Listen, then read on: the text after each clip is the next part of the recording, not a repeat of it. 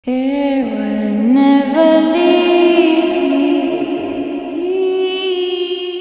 Joko Widodo menargetkan tahun depan angka prevalensi stunting atau gangguan pertumbuhan dan perkembangan anak bisa turun hingga 14%. Dugaan kasus malapraktik lainnya, nasib malah menimpa bayi yang baru berusia beberapa hari usai menjalani pemeriksaan hipotiroid untuk program screening stunting. Kaki kanan sang bayi melepuh.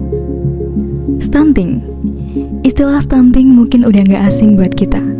Tapi apakah kita benar-benar paham sebenarnya apa sih stunting itu? Bagaimana bisa terjadi?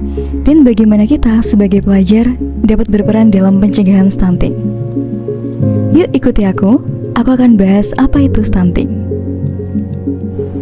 Stunting adalah kondisi gagal pertumbuhan pada anak yang terjadi akibat kekurangan gizi kronis. Stunting ini ditandai dengan pertumbuhan fisik yang terhambat, terutama pada tinggi badan anak, sehingga anak yang mengalami stunting cenderung lebih pendek dari anak-anak seusianya. Dampak stunting tidak hanya terlihat pada tinggi badan anak, tetapi juga dapat mempengaruhi perkembangan otak, kognisi, kemampuan belajar, daya tahan terhadap penyakit, dan produktivitas di masa dewasa. Lalu apa sih yang menyebabkan stunting ini? Stunting umumnya disebabkan oleh gizi yang tidak memadai, terutama kurangnya asupan energi, protein, vitamin, dan mineral yang diperlukan untuk pertumbuhan yang optimal, terutama pada periode 1000 hari pertama kehidupan, mulai dari kehamilan hingga anak berusia 2 tahun.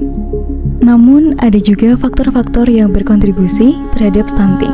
Contohnya, kurangnya akses terhadap makanan bergizi, pola makan yang tidak seimbang, sanitasi yang buruk, infeksi berulang, dan kurangnya stimulasi serta perawatan yang memadai pada anak.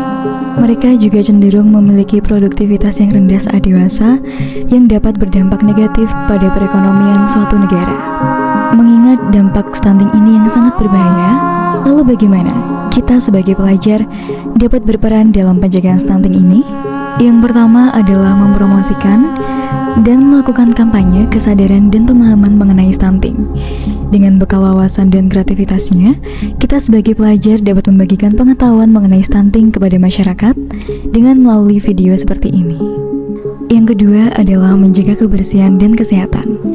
Pelajar dapat mempelajari penerapan hidup bersih dan sehat atau PHBS, seperti mencuci tangan yang benar. Dan yang ketiga, pelajar dapat terlibat dalam kegiatan sosial di komunitas mereka yang berkaitan dengan pemenuhan gizi yang seimbang. Dengan berperan aktif dalam pencegahan stunting, pelajar dapat menjadi agen perubahan yang signifikan dalam upaya untuk meningkatkan kesehatan anak dan mencegah dampak jangka panjang dari stunting.